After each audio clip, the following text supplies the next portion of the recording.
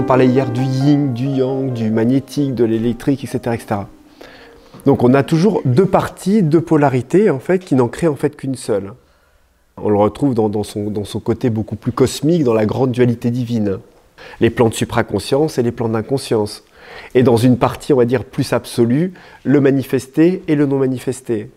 Donc en fait, on a à un certain niveau, dans notre aspiration, dans nos pratiques, dans nos réalisations, une partie de nous divine qui n'attend rien, qui ne demande absolument rien. C'est la partie impersonnelle.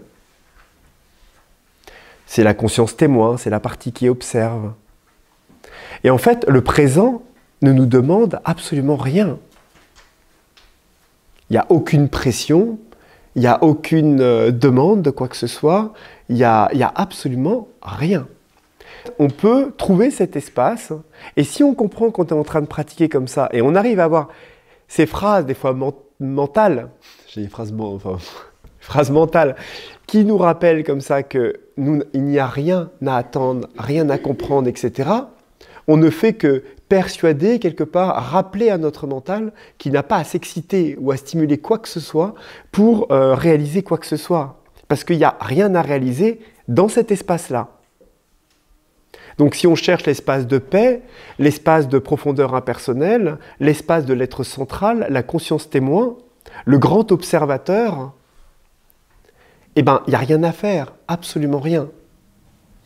Et on sent naturellement que l'être doucement se calme, voire on perd tout souvenir de ce qu'il peut bien y avoir à ce moment-là, puisqu'il n'y a rien. Par contre, il y a un bien-être qui s'infuse dans le corps, dans les cellules. Quelque chose qui paraît nous nourrir. Tout simplement parce que notre corps se calme doucement et se recalibre quelque part sur des vibrations qui sont bonnes, qui sont nourrissantes. Mais en même temps, le monde, le divin, il me semble en tout cas, n'a pas manifesté sa propre création pour juste s'observer.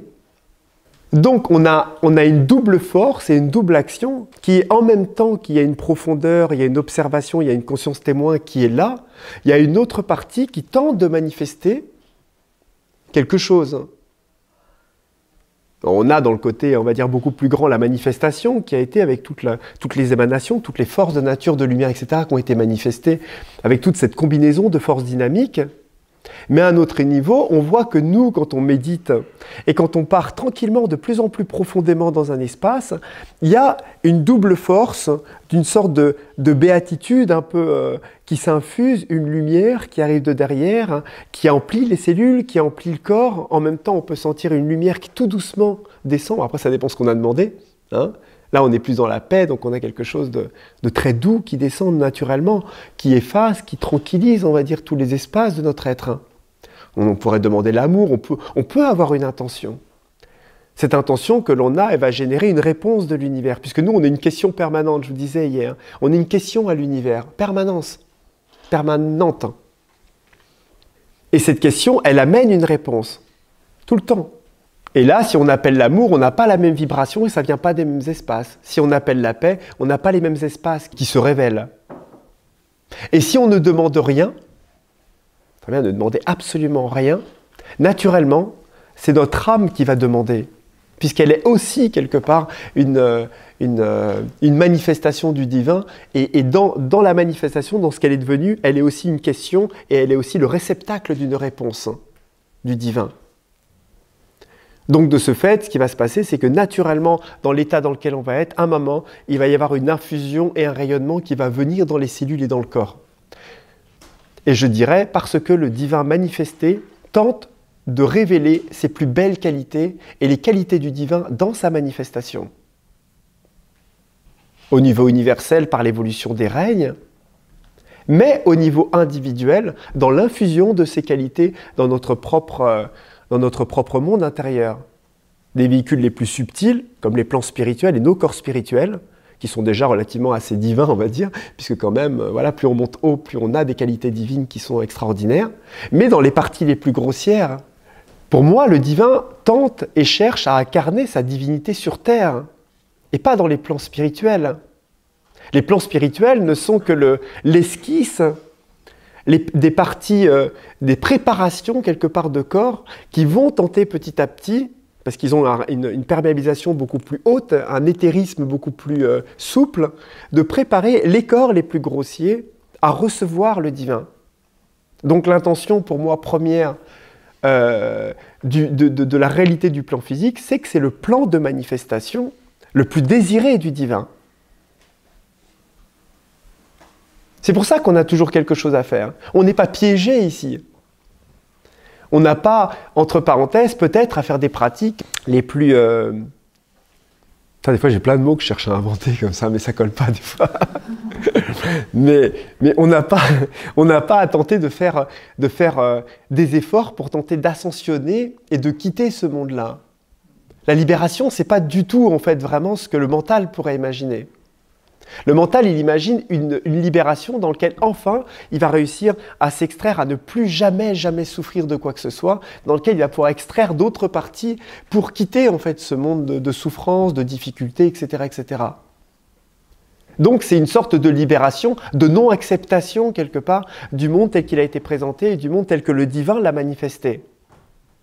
Un peu comme si, soit il y avait une erreur, soit il y avait quelque chose dans lequel on était mal tombé, ou soit il y avait quelque chose dans lequel le divin nous avait juste foutu là, pour maintenant nous dire, écoute, tu te démerdes, tu vas pratiquer, hein, ça durera les incarnations que ça durera, j'espère que je t'incarnerai les bonnes synchronicités, que tu feras les bons choix, pour que tu réussisses à quitter ce monde que je t'ai fait, pour me rejoindre là-haut, et puis là on va s'amuser, je ne sais pas ce qu'on va faire, dans quel plan, tu vas vivre dans mon amour.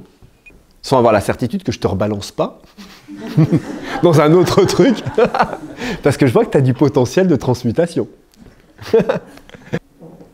Si on regarde la mécanique, en fait, vraiment des choses, on se rend compte que le divin s'est manifesté en lui-même, par lui-même, à travers lui-même. C'est lui-même qui fait ce labour intérieur dans son propre cœur. Il y a une intention derrière. Même si on n'en a pas la vaste compréhension de ce que ça représente, on n'est pas ici par hasard. Et à chaque fois qu'on grandit, à chaque fois qu'on trime, qu'on a des difficultés, qu'on tente de transmuter une émotion, qu'on tente de l'accepter, de l'accueillir, on fait le travail du divin. On transforme la création universelle. À chaque fois qu'on tente de manifester un amour différent, qu'on tente de trouver toutes les facettes où on peut aimer, accepter, accueillir, etc., on participe à l'évolution universelle même des créations des forces de la nature, qui sont en fait la sculpture du divin. Mais cette sculpture, tous les petits burins, tous les petits outils de taille, c'est nous.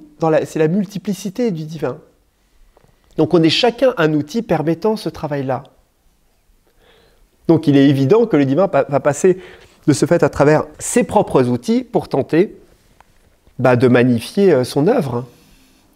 Aujourd'hui, elle est grossière, vous savez, c'est comme une sculpture un peu toute grossière. Au début, on y va à la tronçonneuse si c'est un truc qui est en bois, à la dynamite même pour certaines grosses œuvres qui vont être des falaises à sculpter, etc., etc. Au début, on va partir sur quelque chose d'assez grossier, mais petit à petit, ça va se raffiner de plus en plus. C'est peut-être quand on arrive à un stade de raffinement beaucoup plus subtil de notre être qu'on peut percevoir en fait l'orfèvrerie, la main qui tient en tout cas cette intention vraiment fine de raffiner, on va dire, vraiment l'outil et le véhicule. C'est là peut-être que certains doutes s'estompent vis-à-vis de la volonté et de l'intention qu'il y a derrière.